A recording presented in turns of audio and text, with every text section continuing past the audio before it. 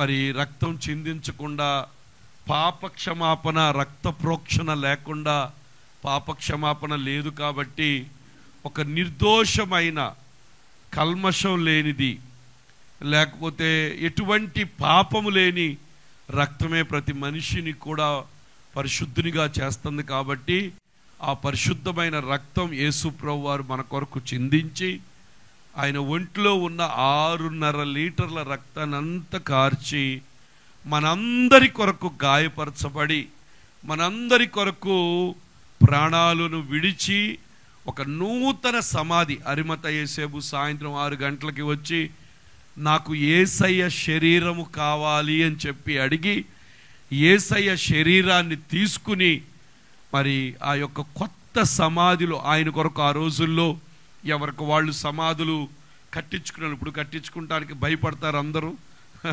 ఇప్పుడు కట్టించుకుంటే ఏంటి, చావుకు ముందే ప్లాన్ చేస్తున్నారు అనుకుంటారు. కానీ ఆ రోజుల్లో మరి ఆ సమాధి తవ్వినప్పుడు, యేసు ప్రభువారిని కొత్త సమాధిలో పెట్టినప్పుడు వాళ్ళందరూ అనుకున్నారు, ఈయన చెప్పాడు 3వ దినాన తిరిగి లెగుస్తాడని. కాబట్టి ఒకవేళ శిష్యులు వచ్చి ఆ శరీరాన్ని తీసుకెళ్ళిపోయి ఆయన లేచారని అబద్ధం చెప్తారేమోనని చెప్పి ఒక పెద్ద రాయిని అడ్డుగా పెట్టి దానికి సీల్ వేసి చాలామంది సైనికులను కాపలా పెట్టారు. వాళ్ళు ఎన్ని చేసినప్పటికీ, ఎన్ని కాపలా పెట్టినప్పటికీ, ఎంత సీలు వేసినప్పటికీ పరిశుద్ధాత్ముడు ఆ యొక్క మరి యేసు ప్రభు వారిని ఆ సమాధి, ఆ 4 గోళ్ళు పట్టి ఉంచలేకపోయింది. ప్రభువారు మృత్యువుని జయించి, మరణపు ముళ్ళును విరిచి ఆయన సజీవుడై తిరిగి లేచాడు. అందరు చప్పట్లు కొట్టి దేవునికి స్తోత్రాలు. హల్లెలూయా, హల్లెలూయా. కాబట్టి మరి ఇప్పుడు ఆయన ఈరోజు లేచారని కాదు, ఒక దినాన అది జరిగింది. కానీ దాన్ని మనం లోకమంతా కూడా ఇది జ్ఞాపకం చేసుకుంటూ, ఇది ఆచారంగా చేసేది కాదు. చూడండి, కాబట్టి ప్రభువారు సమాధిలో లేరు. ఈ లోకంలో ఎన్నో సమాధులు ఉన్నాయి, అన్ని మూయబడి ఉన్నాయి. కానీ యేసు ప్రభువారి సమాధి మాత్రం తెరవబడి ఉంది. ఆయన అక్కడ లేరు. ఆయన అందరూ చూస్తూ ఉండగా చక్కగా ఆరోహణమై పైకి వెళ్ళిపోయారు. మరి ఆయన వెళుతూ చెప్పారు, నేను మళ్ళీ తిరిగి రాబోతున్నాను, మీ అందరికీ స్థలం సిద్ధపరచడానికి వెళుతున్నాను అన్నారు. ఒక దినాన ఆయన రాబోతున్నాడు. అప్పటి వరకు మనం సిద్ధపడి ఉండి దేవుని రాజ్యానికి వారసులైతే ఆయన యొక్క పునరుద్ధానానికి విలువ. దేవునికి స్తోత్రాలు చెల్లిద్దాం. హల్లెలూయా. చూడండి, అందరూ కూడా పరిశుద్ధ గ్రంథాన్ని తెరవండి. 1 పేతురు రాసిన పత్రిక 1వ అధ్యాయం 3వ వచనం. మన ప్రభువుకు యేసు క్రీస్తు తండ్రి అయిన దేవుడు స్తుతింపబడును గాక. మృతులలో నుండి యేసు క్రీస్తు తిరిగి లేచుట వలన జీవముతో కూడిన నిరీక్షణ మనకు కలుగునట్లు. దేవునికి స్తోత్రాలు చెల్లిద్దాం. మొదటి పాయింట్ ఏంటో తెలుసా? యేసు ప్రభువారు తిరిగి లేవడం ద్వారా మనకు కలిగిన మొదటి మేలేంటో తెలుసా? మన నిరీక్షణకు జీవం వచ్చింది. దేవునికి స్తోత్రాలు చెల్లిద్దాం. మన నిరీక్షణ జీవముతో కూడిన నిరీక్షణ అయ్యింది. అంటే దాని అర్థం ఏంటో తెలుసా? యేసయ్యని ఆధారం చేసుకుని దేని కొరకైతే నువ్వు ఎదురు చూస్తున్నావో ఆ ఎదురు చూపులో జీవం ఉంది. ఎదురు చూచేది ఖచ్చితంగా నీ దగ్గరకి వస్తుంది. దేవునికి స్తోత్రాలు చెప్పండి, కూడా దేవునికి స్తోత్రాలు చెప్పండి. కొంతమంది పిల్లల కొరకు ఎదురు చూస్తూ ఉన్నారు. నా పిల్లవాడు ప్రయోజకుడు అవ్వాలి. ఖచ్చితంగా ఈరోజు నేను కష్టపడుతున్నాను, కష్టపడి నా బిడ్డలు నేను చదివిస్తూ ఉన్నాను, కష్టపడి నేను వాళ్ళని ప్రయోజకులు చేయడానికి ప్రయత్నిస్తున్నాను. ఖచ్చితంగా నా నిరీక్షణ నా ప్రభు సిగ్గుపరచడు. ఒక దినాన నా నిరీక్షణ జీవంతో కూడి ఉంది. నా నిరీక్షణలో ప్రాణం ఉంది. నేను ఉట్టిగా నిరీక్షించట్లేదు. ఖచ్చితంగా నిరీక్షణ నన్ను సిగ్గుపరచకుండా ఏదైతే నేను ఎదురు చూస్తున్నానో అది నా కళ్ళ ముందు కనబడుద్ది అని నమ్మేవాళ్ళు ఉంటే దేవునికి స్తోత్రాలు చెప్పండి. హల్లెలూయా. ఆయన సమాధి గెలిచి తిరిగి లేవకపోతే మనం ఎదురు చూచేదానికి అర్థమే లేదు, అర్థమే లేదు. ఎందుకో తెలుసా? కొన్నిసార్లు మానవుల మీద పెట్టుకున్న ఎదురు చూపులు నెరవేర్చబడవు. ఈ లోకంలో ఏ మనుష్యులైనా కానీ నమ్మదగిన వాడు కాదని పరిశుద్ధ గ్రంథం రాయబడింది. చాలాసార్లు తల్లిదండ్రులు పిల్లల్ని పెంచుతారు. పెంచి వాళ్ళు ఏమనుకుంటారంటే మా వృద్ధాప్యంలో వీళ్ళు మాకు తోడొస్తారు అనుకుంటూనే పెంచుతారు. కానీ ఈ రోజుల్లో చాలామంది పిల్లలు వారు ఉద్యోగరీత్యా అవనండి, ఏమైనా అవనండి, పరిస్థితుల్లో వాళ్ళ తల్లిదండ్రులు విడిచిపెట్టి తీసుకెళ్ళి వృద్ధాశ్రమంలో వేసేస్తున్నారు. వీళ్ళు పిల్లల మీద పెట్టుకున్న నిరీక్షణ ఏమైంది? జరగలేదు. చాలాసార్లు అలాగే భర్త మీద నిరీక్షణ పెట్టుకుంటాం. నేను బ్రతికినంత కాలం ఈయన నాతో ఉంటాడులే, మొదటిగా నేనే వెళ్ళిపోతాను, తర్వాత ఆయన వెళ్తాడులే అన్నట్లుగా కొంతమంది అనుకుంటారు. ఒక్కోసారి మనకన్నా ముందే వాళ్ళు వెళ్ళిపోతారు. ఆయన మీద పెట్టుకున్న నిరీక్షణ ఏమైపోయింది? ఫెయిల్ అయిపోయింది. కానీ ఒక శుభవార్త ఏంటో చెప్పనా? మనుషుల మీద, పిల్లల మీద, భర్త మీద, నీ యొక్క ఆస్తుల మీద, లేకపోతే నీకున్న దేని మీద నువ్వు నిరీక్షణ పెట్టుకున్నా నువ్వు ఫెయిల్ అవటం గ్యారంటీ. ఎందుకంటే ఆ నిరీక్షణలో జీవం లేదు. ఆ నిరీక్షణలో జీవం లేదు. జీవం ఉన్న నిరీక్షణ ఎవరంటే యేసయ్య మృత్యుంజయుడై తిరిగి లేవటం ద్వారా ఎప్పుడైతే యేసయ్య మీద నువ్వు ఆశ పెట్టుకున్నావో, యేసయ్య మీద పెట్టుకున్న ఆ నిరీక్షణలో ఏముందో తెలుసా? జీవం ఉంది. ఎందుకో తెలుసా? ఆ నిరీక్షణకు జీవం ఉండడానికి గల కారణం ఏంటంటే మనం ఆరాధించే యేసయ్య సమాధిలో లేడు, ఆయన ఆగిపోలేదు. ఆయన 3వ దినాన మరణాన్ని జయించి మృత్యుంజయుడై తిరిగి లేచి ఇప్పుడు నువ్వు ఏ ఆశ పెట్టుకున్నా ఆశ నెరవేర్చడానికి నీ పక్కనే ఉండి నీ నిరీక్షణ అంతటి కూడా ఆయన ఏం చేస్తున్నాడు? నెరవేరుస్తూ ఉన్నాడు. అందుకే ఆయన చెప్పాడు యుగ సమాప్తి వరకు సదాకాలం. అందరూ చెప్పండి సదాకాలం. సదాకాలం ఎవరు ఉండరు, కానీ ఉండే ఆయన ఎవరో తెలుసా? జీవముతో కూడా నిరీక్షణ ఇచ్చిన యేసయ్య. అందుకని యేసయ్య ఎందుకు లేచాడో తెలుసా? నేను లేవకపోతే నా బిడ్డలకు సహాయం చేసేవాళ్ళు ఎవ్వరూ ఉండరు. వాళ్ళు చాలామంది మీద ఆధారపడుతున్నారు, కానీ ఎవరు కూడా సహాయం చేసేవాళ్ళు లేరు. నేను మరణంలోంచి బయటకు వస్తేనే, మరణాన్ని జయించి మృత్యుంజయుడిగా తిరిగి లెగిస్తేనే నా బిడ్డలకు నేను సహాయం చేయగలిగిన ఒక నిరీక్షణగా మారిపోతానని దేవుడు మనతో ఉండి మనకు సహాయం చేస్తూ ఉన్నాడు. దేవునికి స్తోత్రాలు చేయలేదా? నా దేవుని సహాయం వల్ల మనం ఏం చేస్తామంట? ఎవరి సహాయం వల్ల? గొల్యాతును దావీదు ఎవరి సహాయం వల్ల జయించాడు? కానా విందులో ఎవరి సహాయం వల్ల నీళ్లు ద్రాక్షరసం మాడింది? నాయీన్ అనే గ్రామంలో పాడి మీద వెళుతుంటే ఎవరి సహాయం వల్ల యవనస్తుడు తిరిగి లేచి కూర్చున్నాడు? మనుషుల సహాయం వల్ల అవుతుందా? దేవుని సహాయం. అందుకే ప్రభు తిరిగి లేచింది. ఎందుకో తెలుసా?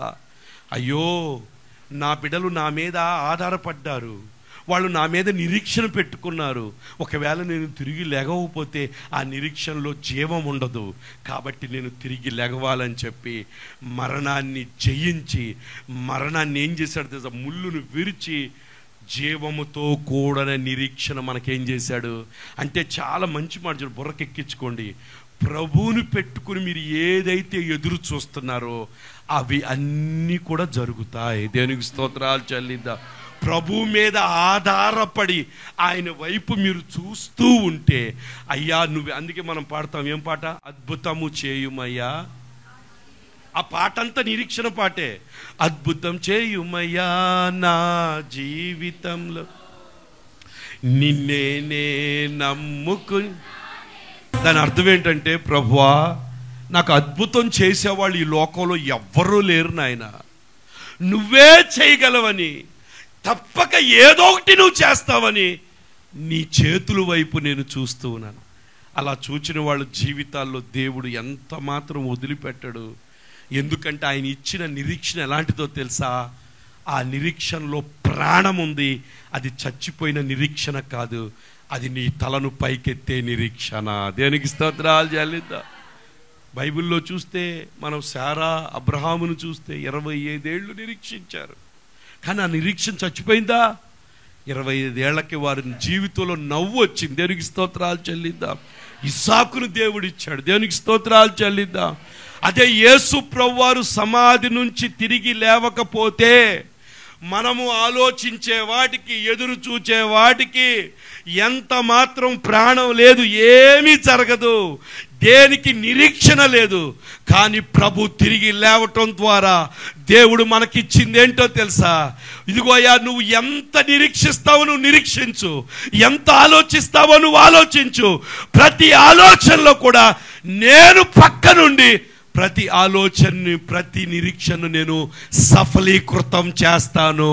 ఎందుకంటే నేను సర్వశక్తి గల దేవుణ్ణి, నాకు అసాధ్యమైంది ఏది కూడా లేదు. దేనికి స్తోత్రాలు చెల్లిద్దాం. హల్లెలూయా.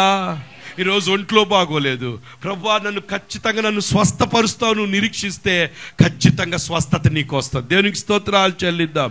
ఖచ్చితంగా ఈరోజు చిన్న జీవితమే, చిన్న బ్రతుకే, చిన్నగానే ఉన్నావు, ఒక గదిలోనే ఉన్నావు.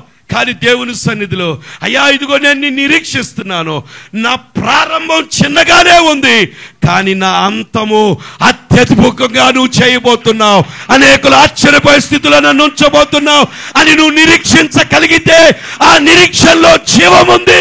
అందుకే ప్రభు వారు సమాధిని గెలచి నీ నిరీక్షణలన్నిటినీ సఫలీకృతం చేయడానికి తిరిగి లేచారు. దేవునికి స్తోత్రాలు. అంటే నువ్వు ఏది ఆశపడినా ఏమవుతుంది, నీ దగ్గరికి వస్తుందా రాదా? వస్తాను. వాళ్ళు దేవునికి స్తోత్రాలు చెప్పండి. మనకేమో ప్రతిదానికి మనకి నిరీక్షణ ఇష్టం ఉండదు. రాత్రికే అయిపోవాలి, అట్లా కంగారు పడొద్దు. నువ్వు నిజంగా దేవుని మీద నిరీక్షణ పెడు, దేవుడు నీకు బెస్టే ఇస్తాడు. దేవునికి స్తోత్రాలు చెల్లిద్దాం. హల్లెలూయా, హల్లెలూయా. చూడండి, రోమీయులకు రాసిన పత్రిక 15వ అధ్యాయం 13వ వచనం. కాగా మీరు పరిశుద్ధాత్మ శక్తి పొంది విస్తారముగా నిరీక్షణ గలవారవుటకు. చూసారా, మనం ఏమవ్వాలంట? విస్తారంగా నిరీక్షణ గలవారవుటకు నిరీక్షణ కర్తయ్యకు దేవుడు విశ్వాసము ద్వారా సమస్తానందముతో సమాధానముతో మిమ్మును నింపును. చూసారా, దేవుడు ఏమంటాడు తెలుసా? విస్తారమైన నిరీక్షణ కావాలి మనకి, విస్తారమైన నిరీక్షణ. మన దేవుడు అంటే నిరీక్షణకు పరిశుద్ధాత్మ పొంది. అందుకే పరిశుద్ధాత్మ పొందినప్పుడు నిరీక్షణ స్వభావం ఉండదు. పరిశుద్ధాత్ముడు చెప్తాడు, భయపడమాక, దేవుడు చేస్తాడు, నువ్వు ధైర్యంగా ఉండు. నీ ప్రభు నిన్ను సిగ్గుపరచడు. నువ్వు అడిగినవన్నీ కూడా దేవుడు చేస్తాడు. అడిగితే ఇచ్చే దేవుడు, తడితే తీసే దేవుడు, వెతికితే దొరికే దేవుడు. కాబట్టి నువ్వు భయపడాల్సిన అవసరం ఎంత మాత్రం కూడా లేదు. ఖచ్చితంగా దేవుడు చేస్తాడని పరిశుద్ధాత్ముడు ఏం చేస్తాడు తెలుసా? మనలో విస్తారమైన నిరీక్షణ అంట. ప్రతి దానికి ప్రభు మీదే ఆధారపడిపోవడం, ప్రతి దానికి ప్రభునే పట్టుకోవడం. ఏదొచ్చినా ప్రభు దగ్గరికి వెళ్ళాయా, నేను నిన్నే నమ్ముకున్నా, నువ్వు చేయకపోతే నాకు ఎవరూ చేయరు, నువ్వే చేయాలి, నువ్వే ఏదో ఒకటి చేస్తావని, తప్పక చేస్తావని నేను నీ వైపే చూస్తున్నాను. బైబిల్లో తెలుసా, ఆయన వైపు చూచువారు ముఖాలు ఎన్నటికీ లజ్జింపబడక పోవును. దేవునికి స్తోత్రాలు చెల్లిద్దా. ప్రభు తిరిగి లేచింది ఎందుకో తెలుసా? నీకు విస్తారమైన నిరీక్షణ ఇచ్చి, నిరీక్షణకు కర్త అయిన దేవుడు నిరీక్షణతో నిన్ను నింపి, ఆ నిరీక్షణలో ఏం పొదిగాడో తెలుసా? ప్రాణం పొదిగాడు. అంటే దేని కొరకు నువ్వు నిరీక్షించినా అది ఖచ్చితంగా నీ కళ్ళ ముందు కనబడటం గ్యారంటీ. దేవునికి స్తోత్రాలు చెల్లిద్దాం. ఎంతమంది గృహాలు కావాలనుకుంటున్నారు? చేయి పైకెత్త. నిరీక్షించాడు ఎంతమంది ఉన్నారు? యేసు నామములో నా ప్రభు తిరిగి లేచింది ఎందుకో తెలుసా? ఆ చేతులు ఎత్తిన వాళ్ళందరి జీవితాల్లో మీ కళ్ళ ముందు ఏదైతే మీరు నిరీక్షిస్తున్నారో అది చచ్చిపోయిన నిరీక్షణ కాదు, జీవము లేని నిరీక్షణ కాదు, యేసయ్య జీవముతో పొదిగిన నిరీక్షణ. కాబట్టి దాని యొక్క ప్రతిఫలాన్ని మీరు చూచును గాక. రెండు చేతుల పైకి దేవునికి స్తోత్రాలు చెప్పండి. ఇద్దరు ముగ్గురితో చెప్పండి, నాకు ఇల్లు వస్తుందని చెప్పండి. హల్లెలూయా. విస్తారమైన పరిశుద్ధాత్మ పొందుకోవడం అంటే విస్తారమైన నిరీక్షణ కలిగి, నిరీక్షణకు కర్త అయిన దేవుడు అంట. చూసారా, మనం చాలాసార్లు తొందరపాటుతనం ఉంటుంది మనకి. మనం ఏంటంటే కొన్నిసార్లు ఎదురు చూచే గుణం ఉండదు మనకి. అప్పుడు చెట్టు నాడతాం, రాత్రికి పొద్దున కల్లా లారీ పంట వచ్చేయాలి. ఎక్కడొచ్చుద్ది? పంట ఉందనుకో, ఒక మామిడి చెట్టు అనుకో, 3 years. ఇప్పుడు హైబ్రిడ్లు వచ్చినాయి కాబట్టి సంవత్సరంలో అట్లా పండుతున్నాయేమో. అది మామూలుగా అయితే ఒక 3 ఏళ్ళు ఎదురు. కొబ్బరి ఉందనుకో, ప్రతిదానికి వెయిటింగ్ ఉంది, నిరీక్షణ ఉంది. కొంతమందికి ఈరోజు రాత్రి పుట్టిందా బుద్ధి, పొద్దున కల్లా అవ్వపోతే ఇంకా అసలు టెన్షన్, అందరు కలిసేటట్టుగా ఎవడ కనపడతాను కాదు. అట్లా కాదు. You have to wait. ఆ ఎదురు చూపులోనే అబ్రహాము 25 ఏళ్ళు ఎదురు చూచాడు. మనమైతే ఏం చేస్తామా? ఈ గుడి మంచిది కాదు, ఈ గుడి అనవసరం, అదిగో ఆ గుడికి వెళ్దామని. అక్కడికి వెళ్ళి అక్కడ ఆ గుడి మంచిది కాదని మళ్ళీ ఎక్కడికో పోవాలి. ఎక్కడికి వెళ్ళాల్సిన అవసరం లేదు. ప్రభు యొక్క బలిష్ట హస్తముల కింద ఒకే ఒక్క నిరీక్షణతో, దేవుడు నాకు ఇచ్చిన నిరీక్షణలో జీవం ఉంది. ఒకవేళ కంటికి మీకు కనబడట్లేదేమో, నేను అది గర్భం ధరించాను.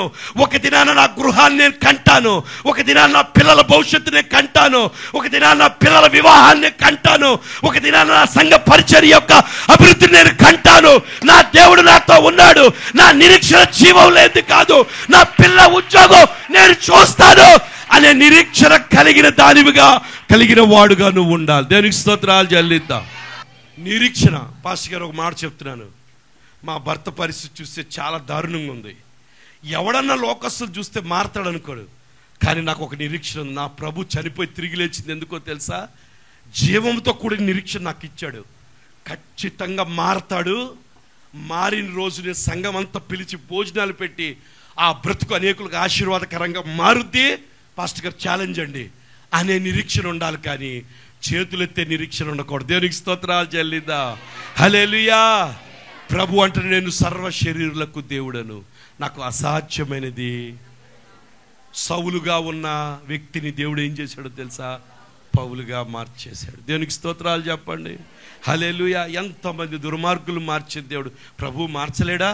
మార్చగలడు. కాబట్టి అది మారాలి అంటే నీలో ఏముండాలో తెలుసా? జీవముతో కూడిన విస్తారమైన నిరీక్షణ కావాలి. దేనికి స్తోత్రాలు చెల్లిద్దాం. హల్లెలూయా. రోమీయులకు రాసిన పత్రిక 8వ అధ్యాయం 24-25 చదువుతున్నాను. ఎలాగనగా మనము నిరీక్షణ కలిగిన వారమై రక్షింపబడితిమి. నిరీక్షింపబడునది కనబడునప్పుడు నిరీక్షణతో పని ఉండదు. తాను చూచుచున్న దాని కొరకు ఎవ్వడును, చూసారా, మనం ఏదైతే ఎదురు చూస్తున్నది కనబడితే దానికి ఎవరు నిరీక్షిస్తారా? ట్రైన్ వచ్చినాక ఎవరు నిరీక్షిస్తారా? ఎక్కి కూర్చుంటారు. ట్రైన్ రాకముందు ఏం చేస్తారు? ఎన్నిసార్లు లెగిసి అసలు చెప్తాడుగా, అయినా సరే వంగెల్లా చూస్తుంటారు. ప్లాట్ఫామ్ మీద పడిపోతారు అన్నట్టుగా, వీళ్ళు వంగితే అది వచ్చేసినట్టుగా ఫీలింగ్. నాకు అర్థం కాదు అసలు ఎంత అంటే ఇలాగా. అది వెనక నుంచి పడిపోతావే బాబో అంటే పడలే, చూస్తున్నా వస్తుందో లేదని. వస్తే వాళ్ళు అనౌన్స్ చేస్తారు కదా. దేనికి స్తోత్రాలు. చాలా మంది లేవు, రానప్పుడు నిరీక్షిస్తాం, కనబడిన తర్వాత ఇంకా నిరీక్షించాలి. మనము చూడని దాని కొరకు నిరీక్షించేలా ఓపికతో దాన్ని ఏం చేయాలంట? అది దేవునికి స్తోత్రాలు చెల్లిద్దాం. కాబట్టి ఈరోజు మీరు నేర్చుకోవాల్సింది ఏంటంటే, ప్రభువు వారు తిరిగి లేచింది ఎందుకంటే నువ్వు ఓపికతో దేవుని మీద ఆశ పెట్టుకుని ఎదురు చూస్తున్నావే, అది ఖచ్చితంగా జరుగుద్దని నమ్మకంతో, దాంట్లో జీవం ఉందన్న విషయాన్ని తెలుసుకుని దాని కొరకు నువ్వు ఎదురు చూస్తే దేవుడు ఖచ్చితంగా నువ్వు ఏదైతే ఎదురు చూచావో అది నీ కళ్ళ ముందు కనపడుద్ది. దేనికి స్తోత్రాలు.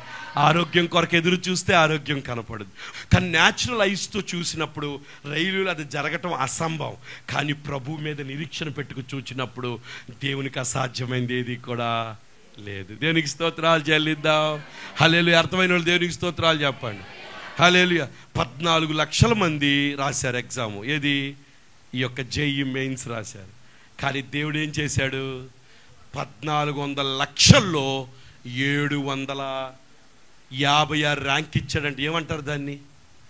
దేవుని కృప. దేవునికి స్తోత్రాలు చెల్లిద్దాం.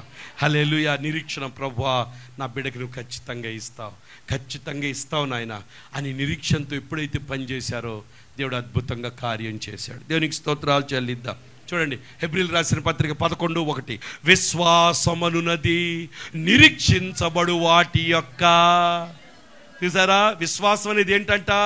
దేని కొరకు ఎదురు చూస్తున్నావు దాని యొక్క నిజస్వరం. అదృశ్యమైనవి ఉన్నవనుటకు రుజువై ఉంది. దేనికి స్తోత్రాలు చెప్పండి. హల్లెలూయా. నిరీక్షణ లేకుండా విశ్వాసం అంటే ఏంటో తెలుసా? దేని కొరకైతే ఎదురు చూస్తున్నావు, నిరీక్షిస్తున్నావు, దేవుని కార్యాల కొరకు కూడా మనం ఏం చేయాలి తెలుసా? నిరీక్షించేవారుగా మనం ఉండాలి. దేవునికి స్తోత్రాలు చెల్లిద్దాం. రోమా 12:12 చూడండి. రోమా 12:12, నిరీక్షణ గలవారై సంతోషించుచు, చెప్పండి అందరు కూడా, నిరీక్షణ గలవారు ఏం చేయాలి? నిరీక్షణలో ఏమవుద్ది? కొన్నిసార్లు బాధగా ఉంటుంది. ఎన్ని సంవత్సరాలు ఎదురు చూడాలి, ఎన్ని సంవత్సరాలు మనకి తొందరగా. ఎందుకంటే అన్నీ కూడా ఏమైపోయినాయి ఇప్పుడు. ఒకప్పుడైతే వంట చేసుకోవాలి, ఎంతసేపు కూర్చొని అన్నం వండాలి, కూర వండాలి, ఇక 2 రకాలు పులుసు అని, ఫ్రై అని, ఏవి చెయ్యాలి. ఇప్పుడు అది లేదుగా, ఫోన్ వచ్చింది, వెంటనే ఏం కొడతాం? జొమాటో. ఆడు మధ్యలో కొంత తిని తీసుకొస్తాడు. తర్వాత ఏముంది, ఇంకేముంది? నిరీక్షణ ఏం లేదు. ఇప్పుడు జస్ట్ కొట్టడం. ఇంకా టైం కూడా వాళ్ళు ఏమంటున్నారు, ఈ తొందరలో రాకపోతే అది క్యాన్సిల్ అని అన్నారు. ఆడు పరిగెత్తుకుంటా గబగబా, ఇంకెదురు చూసే పనే లేదు. ఇప్పుడు టక్క టక్క టక్క టక్క టక్క. అప్పుడు అనుకో వండుకోవాలి. మమ్మీ అయ్యిందా? ఉండండి రా కొంతసేపు, తాలింపేస్తాను, ఇంకా అయిపోవచ్చింది. మమ్మీ ఇంకా ఆకలేస్తుంది. ఇప్పుడు అలా కాదు, మమ్మీ ఉండొక్క నిమిషం, అదిగో గేట్ దగ్గర మోగుతుంది, తెచ్చుకో వెళ్ళి. దేవునికి స్తోత్రాలు చెల్లిద్దా. హల్లెలూయా, హల్లెలూయా. నిరీక్షణ లేదు. కానీ ఇక్కడ ఏమన్నా తెలుసా? నిరీక్షణ గలవారై సంతోషించుచు, శ్రమయందు ఓర్పు గలవారై ప్రార్థన యందు. చూసారా, నిరీక్షణలో ఏముండాలంట? ఒక దాని కొరకు ఎదురు చూస్తున్నావు హ్యాపీగా. ఎందుకు హ్యాపీగా ఉండాలి? నువ్వు చూచే నిరీక్షణలో ఏముంది? ఏముంది చెప్పండి? నువ్వు చూచే నిరీక్షణ ఉట్టిదా, జీవం ఉన్నదా? జీవం ఉందంటే ఖచ్చితంగా తీసుకొస్తుంది కదా. కాబట్టి యేసు ప్రభువు వారు తిరిగి లేచింది ఎందుకు? ఏదైతే నువ్వు నిరీక్షిస్తున్నావో ఎవరు నీకు చేయలేరని తెలిసి, ఎవరు తీసుకురాలేరని తెలిసి, నీ నిరీక్షణలు ఎవరు నెరవేర్చలేరని తెలిసి, అయ్యో నేను తిరిగి లేవకపోతే మా బిడ్డలు నిరీక్షించే వాళ్ళు ఎవరు తీసుకొస్తారని ఆయన తిరిగి లేచి నీ నిరీక్షణలన్నిటిని కూడా ఆయన ఏం చేస్తున్నాడు? నెరవేరుస్తున్నాడు. కాబట్టి నువ్వేం చేయాలి? ఇప్పుడు సంతోషంగా ఉండాలి. దేవునికి స్తోత్రాలు చెల్లిద్దాం. పక్కన నవ్వుతా చెప్పండి, ఏమండి నేను చాలా దేవుని కొరకు ఎదురు చూస్తున్నాను, అవన్నీ చేయబోతున్నానని చెప్పండి. కాబట్టి నిరీక్షణలో ఏముండాలి? సంతోషంగా ఉండాలి. నిరీక్షణ కలిగి సంతోషం. ఎందుకు సంతోషం? నా ప్రభు తిరిగి లేచి, నాకు మనుషులు ఎవరు చేయరు, నాకు నా ప్రభు ఉన్నాడు, బ్రతికున్నాడు. నా ఆలోచనలను ఆయనకి తెలుసు. నేను కూర్చుండుట, నేను లేచి ఉండుట ఎవరు చూస్తున్నారు? బాగుగా. మీ చుట్టూ ఎవరున్నారు? ఎవరున్నారు? మరి ఎందుకు భయపడుతున్నారు? మా పిల్లలు బ్రతికేమైపోద్దో పాస్టర్ గారు. నువ్వు ఎక్కడ కూర్చున్నావు తెలుసా? ఇంకా కొంచెం డీప్కి వెళ్తే పరలోకంలో ఆయన పక్కన నువ్వు కూర్చుని ఉన్నావు. నీ పరిస్థితి అంతా ఆయనకి తెలుసు. ఒకవేళ ఈ రోజు ఇక్కడ కూర్చుని అయ్యో నా బ్రతికేంటి, అసలు నా పాస్టర్ గారు మీరు ఇలా మాటలు చెప్తున్నా, అసలు నా సిచ్యువేషన్, నీ సిచ్యువేషన్ కాదు. దేవుడు తిరిగి లేచింది ఎందుకో తెలుసా? నీ సిచ్యువేషన్ మార్చటం కొరకే. యేసు ప్రభువు వారు తిరిగి లేకపోతే ఆయనకి తెలుసా మీ గురించి? ఇప్పుడు ఆయన తిరిగి లేచాడు కాబట్టి తల్లిదండ్రుల కన్నా తెలియదు నువ్వు ఎక్కడ కూర్చుంటున్నావు, ఎవరితో ఫోన్ మాట్లాడుతున్నావు, ఎవరితో చాటింగ్. ఇప్పుడు వాట్సాప్కి ఏది ఏమంటారు లాకే, ఫేస్బుక్కి లాకే, ఇన్స్టాగ్రామ్కి లాకే, ఇంకా చెత్తకి మొత్తం లాక్, అన్ని లాకులు వేసి కూర్చో. వాళ్ళు చూస్తుంటే ఒంటి నిండా పెద్ద పెద్ద తాళాలు వేసుకు తిరుగుతున్నారు. దేవునికి స్తోత్రాలు చెల్లిద్దాం. హల్లెలూయా. దేవుడికి అన్నీ తెలుసు. ఎందుకు తెలుసు? ఆయన మృత్యుంజయుడు కాబట్టి, ఆయన తిరిగి లేచాడు కాబట్టి, నిన్ను ఆవరించున్నాడు కాబట్టి, జీవంతో కూడా నిరీక్షణ నీకు ఇచ్చాడు కాబట్టి. ఒక బుర్రకి ఎక్కించుకోండి, నీ పరిస్థితి అంతా ప్రభుకి తెలుసు. దేవునికి స్తోత్రాలు చెల్లిద్దా. నీ ఆలోచన అంతా ప్రభుకి తెలుసు. నీ హృదయంలో ఉన్న కోరిక అంతా. మొన్న ఏమైందంటే ఆ సత్యనాపురంలో వస్తుంటే జాన్ గారు మంచి అల్లసందలు కనపడ్డాయి. జాన్ గారు చూడగా నాకు అనిపించింది, అబ్బా ఈ తీసుకెళ్తే పాస్టర్ గారు 1 కేజీ తీసుకెళ్ళామనుకో మనకు ఫైర్ అయిపోద్ది, రివర్స్ ఫైర్ అవుద్ది. కాబట్టి 1 పావు కిలో తీసుకెళ్తే నిదానంగా ఉండి పెట్టుద్దేమో అనుకుని వద్దులేరా బాబు, ఇది టైం ఇప్పుడు తీసుకెళ్తే రివర్స్ ఫైర్ కొట్టుద్ది, మనకెందుకులే అని అనుకుని కామ్గా వచ్చాను. అక్కడ ఆశపడ్డాను నేను. సరే ఆశను చంపుకున్నా. కానీ నన్ను ఆవరించిన దేవుడు ఏం చేశాడు తెలుసా? ఇంటికి రాగానే మా అమ్మ వేసుకుని ఒలుస్తుంది. వెంటనే అన్నాను, అమ్మ కొంచెం కూర పంపించవా అన్న. దేవునికి స్తోత్రాలు చెల్లిద్దా. వెంటనే నేను ఏదైతే ఆశపడ్డానో నా ప్రభు అది నా ప్లేట్లో పెట్టాడు. నేను ఈ చిన్నదే అవ్వచ్చు. నేను ఎందుకు చెప్తున్నాను తెలుసా? ప్రభు మన వెంట్రుకలన్నీ లెక్క పెట్టాడు. నీ పరిస్థితి అంతా తెలుసు. ఎందుకు తెలుసా? తిరిగి లేచాడు కాబట్టి నువ్వు ఆలోచించేవి, నీ తపన తలం. ప్రభు వారు తిరిగి లేవడం ద్వారా మనకు కలిగిన లాభం ఏంటయా అంటే జీవముతో కూడిన నిరీక్షణ. ప్రభు మీద ఆధారపడి దేని గురించైనా నువ్వు నిరీక్షిస్తుంటే ఖచ్చితంగా నిరీక్షణను దేవుడు సిగ్గుపరచడు. ఆ నిరీక్షణలో దేవుడు నీ తలను పైకెత్తుతాడు, దానిలో జయము నీకు ఇస్తాడు. ఎందుకంటే ఈ లోకంలో నీ నిరీక్షణను నెరవేర్చే వాళ్ళు ఎవ్వరూ లేరని తెలిసి సమాధిలో ఉండకుండా నీ కొరకు తిరిగి లేచి నీ నిరీక్షణలన్నిటినీ కూడా నెరవేర్చబోతున్నాడు. దేవునికి స్తోత్రాలు చెల్లిద్దాం. అందుకే విస్తారమైన నిరీక్షణకు కర్త అంట ఆయన, నిరీక్షణకు కర్త. అంతేకాదు నిరీక్షణలో ఏంటో తెలుసా, సంతోషించమంటున్నాడు. హోప్.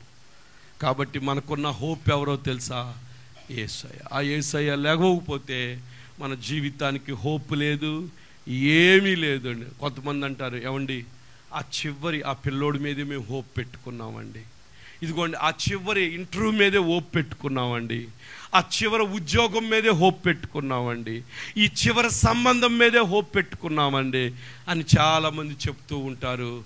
ఆ హోపు ప్రభు మీద పెట్టుకుంటే దేవుడు మనల్ని ఎంత మాత్రం కూడా సిగ్గుపరచడు. దేవునికి స్తోత్రాలు చెల్లిద్దాం. ఆయన యందు విశ్వాసం ఉంచువాడు ఎన్నటికీ లజ్జింపబడక పోను. కాబట్టి మన హోప్ ఎవరి మీద పెట్టుకోవాలి, మన ధనం మీద కాదు, అలాగే మనకున్న ఆస్తుల మీద కాదు, మన ఆరోగ్యాల మీద కాదు, మన మందుల మీద కాదు, లేకపోతే మనకున్న బలగం మీద కాదు, మన కులం మీద కాదు. మన హోప్ ఎవరంటే మృత్యుంజయుడై తిరిగి లేచిన యేసయ్య మీద హోప్. ఎందుకంటే ఆ హోప్లోనే లైఫ్ ఉంది. దేనికి స్తోత్రాలు చెల్లిద్దాం. యేసయ్య మీద పెట్టుకున్న హోప్లోనే లైఫ్ ఉంది. మనుషుల మీద పెట్టుకున్న హోప్లో లైఫ్ లేదు, లైఫ్ తీసేస్తుంది. దేనికి స్తోత్రాలు చెల్లిద్దాం. కాబట్టి ఎవరి మీద హోప్ పెట్టుకుందాం మనం చెప్పండి. ఉద్యోగం కావాలి, ఎవరి మీద ఆశపడదాం చెప్పండి.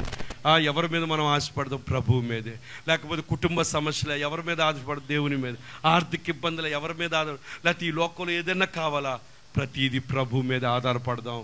ఖచ్చితంగా దేవుడు మన పట్ల గొప్ప కార్యాలు చేస్తాడు. ఎందుకంటే మన దేవుడు సజీవుడు, ఆయన బ్రతికున్నాడు, ఆయన ఇప్పటికీ ఉన్నాడు, నిన్ను ఆవరించున్నాడు. నీ తలంపులు తపన అంతా తెలుసు. నువ్వు పెండమై ఉండగానే ఆయన కన్నులు నిన్ను చూచాయంట. దేనికి స్తోత్రాలు చెల్లిద్దాం. దాసులు కన్నులు యజమాని తట్టు తిరుగుతున్నట్లుగా మన కళ్ళన్ని కూడా దేవుని వైపే. కొండల తట్టు చూచిన సహాయం రాదు, దేవుని వలనే మనకు సహాయం. అందుకే ప్రభు తిరిగి లేచాడు ఆయన సహాయం చేయడానికి, నిన్ను నిలబెట్టడానికి, నీకు విడుదల ఇవ్వడానికి. ప్రతి విషయం కూడా ఆయన నీ పక్షానుండి. అందుకే ఆయన చెప్పాడు, యుగ సమాప్తి వరకు సదాకాలం మీతో నేను ఉన్నాను. ఎవరు నిన్ను వదిలేసినా నీ ప్రభు నిన్ను వదిలిపెట్టాడు. దేవునికి స్తోత్రాలు చేయాలి. మనం సిగ్గుపరిచే దేవుడు కాదు. ఒకప్పుడు సిగ్గుపడిన స్థితిలో ఉంటే మన అవమానాలన్నీ తీసివేసి ఆయన ఆ సిలువలో భయంకరమైన సిగ్గు అనుభవించాడు. ఎందుకో తెలుసా, నీ మీద ఉన్న అవమానం అన్నీ కూడా తొలగించి నిన్ను మోర్ దెన్ కాంకరర్స్గా, నువ్వు యుద్ధం చేయాల్సిన పని లేదు, యుద్ధంతో వచ్చిన జయాన్ని నువ్వు అనుభవించటమే. దేవునికి స్తోత్రాలు చెల్లిద్దాం. హల్లెలూయా. ప్రభువారు అన్నీ చేసి పెట్టారు. నువ్వు చేయాల్సిన నిరీక్షణ కలిగి ఆయన నమ్ముకో. ఆయన నీ పట్ల అద్భుత కార్యాలు చేసి అనేకుల ముందు నేను తలగా ఉంచుతాడని ప్రభు పేడ తెలియపరుస్తూ, ప్రియమైన దేవుని బిడ్డలారా, ఎక్కడి నుంచి చూస్తున్నారో నాకు తెలియదు, ఎలాంటి పరిస్థితుల్లో ఉన్నారో నాకు తెలియదు, ఏ యొక్క గంభీరమైన స్థితి గుండా నువ్వు వెళుతున్నావో నాకు తెలియదు. ఈ సమయంలో ప్రభు వైపు నిరీక్షణ ఉంచు. యేసు ప్రభు వారు తిరిగి లేచింది ఈ కేవలం ఏదో పండగ చేసుకుని సంఘంలో కొత్త బట్టలు వేసలేదు, వంటలు వండుకుని తినటానికి కోసం కాదు. ఆయన ఒక నిరీక్షణ ఇచ్చాడు, జీవంతో కూడిన నిరీక్షణ. ప్రభువుని పట్టుకో. ఖచ్చితంగా ఆ నిరీక్షణ నిన్ను వమ్మి చేయదు, నిరీక్షణ నిన్ను సిగ్గుపరచదు. ఖచ్చితంగా నీ బిడ్డలైనా, నీ భర్త అయినా, నీ ఆరోగ్యమైనా, నీ ఏ పరిస్థితులైనా సరే ప్రభు నీ పట్ల అద్భుత కార్యం చేస్తాడని ప్రభు పేడ తెలియపరుస్తున్నాను.